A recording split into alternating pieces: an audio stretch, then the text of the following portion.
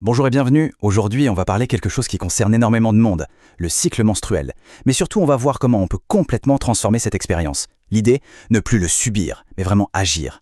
Et pour ça, on va se pencher sur des solutions naturelles qui ont fait leurs preuves pour retrouver de la sérénité, et ce, chaque mois. Ah, cette sensation juste avant les règles. La fatigue qui plombe, l'irritabilité qui monte sans crier gare, les douleurs.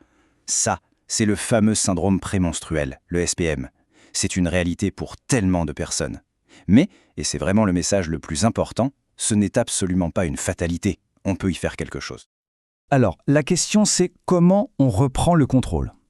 Eh bien, la clé c'est de voir les choses dans leur ensemble. On n'est pas là pour chercher une solution miracle, une sorte de pilule magique. Non, l'idée c'est plutôt de réaccorder tout l'orchestre du corps. Et pour ça, on va s'appuyer sur 3 piliers super solides. D'abord, l'alimentation, ensuite, la gestion du stress, et enfin, un petit coup de pouce bien ciblé avec la micronutrition. Voilà notre plan de match pour aujourd'hui. Allez, on commence par le commencement, la base de tout. L'alimentation, c'est vraiment le socle. C'est là-dessus que tout le reste va pouvoir se construire. Parce que ce qu'on mange, ça a un impact mais direct et super puissant sur notre équilibre hormonal. En fait, c'est assez simple, on peut voir ça comme 2 équipes. D'un côté, il y a les aliments alliés. Pensez aux légumes verts, comme les épinards, pleins de fer, de vitamines, ou aux patates douces, ces fameux glucides complexes qui aident à stabiliser le sucre dans le sang et donc l'humeur. Et de l'autre côté, on a les faux amis.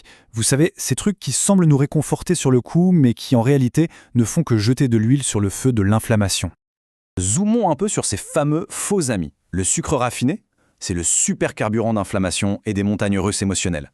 L'excès de sel, c'est l'huile grand coupable derrière la rétention d'eau et les ballonnements. La caféine, elle, peut facilement appuyer sur le bouton anxiété et dérégler notre sommeil. Et l'alcool, il vient mettre le bazar dans un équilibre hormonal qui est déjà un peu sur la corde raide. Rien que de limiter ces 4-là, honnêtement, c'est déjà s'enlever une sacrée épine du pied. Et là, attention, une astuce qui peut paraître un peu contre-intuitive, mais qui est redoutable d'efficacité. Il faut boire plus d'eau pour en retenir moins. Ça semble bizarre, non? Mais en fait, c'est logique. Quand le corps reçoit assez d'eau, il se dit « Ok, pas besoin de stocker au cas où », et il relâche la pression. Viser un bon litre et demi par jour, surtout la semaine avant les règles, ça peut littéralement changer la donne sur les ballonnements. C'est un geste tout simple, mais l'impact, lui, est énorme. Ok, on a posé les bases avec l'alimentation. Passons maintenant au deuxième grand pilier, le mode de vie. Et là, on va parler de cette connexion super importante entre le corps et l'esprit. Des choses qui peuvent sembler être des détails, comme bouger un peu ou bien dormir, eh bien, ce ne sont pas du tout des détails. En réalité, ce sont de puissants régulateurs pour nos hormones. Premier point, bouger. C'est vraiment la clé. Et attention, on ne parle pas de courir un marathon, pas du tout. On parle de mouvements doux, réguliers, une simple marche, un peu de yoga. L'important, c'est de mettre le corps en mouvement. Pourquoi c'est si efficace? Parce que quand on bouge, notre corps libère des endorphines. Ce sont en quelque sorte nos antidouleurs et nos antidépresseurs naturels. Ça vient calmer les crampes et en même temps, ça booste le moral. C'est une double action géniale, à la fois mécanique et chimique. Ensuite, la respiration. Il faut bien comprendre un truc. Le stress, ce n'est pas la cause directe du SPM.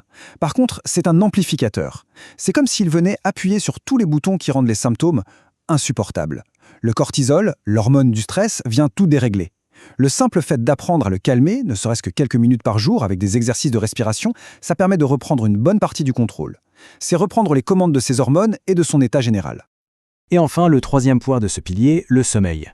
S'il y a bien une chose à retenir, c'est que le sommeil, ce n'est pas un luxe. C'est une véritable nécessité thérapeutique. Surtout en période prémenstruelle. Parce que le manque de sommeil, il va venir jeter de l'huile sur le feu de tous les symptômes. Plus d'irritabilité, plus de fatigue, plus de fringales, c'est un cercle vicieux qu'il faut absolument casser. Un bon sommeil réparateur, c'est vraiment la fondation de la santé hormonale. Voilà. Une fois que cette base est bien en place, l'alimentation, le mode de vie, on peut passer au niveau supérieur. C'est notre troisième pilier, le coup de pouce ciblé. Là, on va aller chercher des micronutriments et des plantes très spécifiques qui vont agir comme des boosters pour aller viser des symptômes bien précis. Alors, qui sont ces fameux alliés? On a une sorte de dream team. Il y a le magnésium, c'est vraiment le roi de la détente, il apaise le système nerveux, il relâche les muscles, parfait pour les crampes. On a la vitamine B6, la grande spécialiste de l'humeur. Les oméga 3, eux, sont là pour calmer le feu de l'inflammation qui est souvent à l'origine des douleurs. Et le calcium, qui donne un coup de main contre la fatigue et les ballonnements. Comme on le voit, chaque nutriment a vraiment sa mission. Cette analogie de l'architecte, elle est parfaite. Les vitamines B, et en particulier la B6, ce sont elles qui construisent nos neurotransmetteurs. Elles sont littéralement les architectes de notre sérotonine, la fameuse hormone du bonheur. C'est comme si on donnait au cerveau les bonnes briques, les bons matériaux pour construire cette hormone. Et en faisant ça, on se bâtit un rempart super solide contre l'irritabilité et les coups de blues. C'est de la chimie cérébrale, mais expliqué simplement. Et pour tout ce qui est douleur, les crampes, les maux de tête, les seins tendus, là, on a une autre image qui marche super bien, les pompiers. Il faut imaginer qu'à l'intérieur, il y a un petit feu qui s'allume, un processus inflammatoire qui s'emballe un peu. Eh bien, les oméga-3, ils débarquent comme des pompiers pour calmer ce feu. Et en éteignant l'incendie à la source, ils réduisent super efficacement l'intensité de la douleur. C'est une alternative naturelle vraiment intéressante aux anti-inflammatoires classiques. Et au-delà des vitamines et minéraux, il y a le monde des plantes, une vraie pharmacie naturelle. Et dans ce domaine, s'il y a une star incontestée, c'est bien le gâtillier. Ce qui est génial avec cette plante, c'est qu'elle n'apporte pas d'hormones de l'extérieur. Non, elle agit plutôt comme un chef d'orchestre. Elle aide le corps à mieux réguler son propre équilibre. Par contre, un point super important, la patience. Le gâtillier, ce n'est pas un sprint, c'est un marathon. Les effets, on les sent vraiment après 2, voire 3 cycles. La régularité, c'est la clé du succès avec lui. Bon, récapitulons. Donc voilà nos 3 piliers, alimentation, mode de vie et le coup de pouce ciblé. La grande question maintenant, c'est comment on assemble tout ça dans la vraie vie.